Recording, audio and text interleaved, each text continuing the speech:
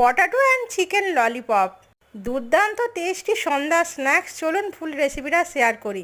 তার তার জন্য আলুগুলোকে ছিলে কেটে নিতে হবে ডুমো ডুমো করে। এইদিকে চিকেন লেগ পিসগুলোকেও নিয়ে সিদ্ধ করতে দিতে হবে। নুন দিয়ে সিদ্ধ করা হয়ে গেলে চিকেনের মাংসগুলোকে ছাড়িয়ে নিতে হবে। এইদিকে আলুগুলোকেও ভালো করে ম্যাশড করে নিতে হবে। কড়াতে তেল দিয়ে অনেকটা রসুন কুচি, পেঁয়াজ কুচি, জিরে গুঁড়ো, হলুদ গুঁড়ো, লঙ্কা গুঁড়ো, চাট মশলা, চিকেন মশলা আর সিদ্ধ করা আলু আর চিকেন ভালো করে দিয়ে পুর করতে হবে।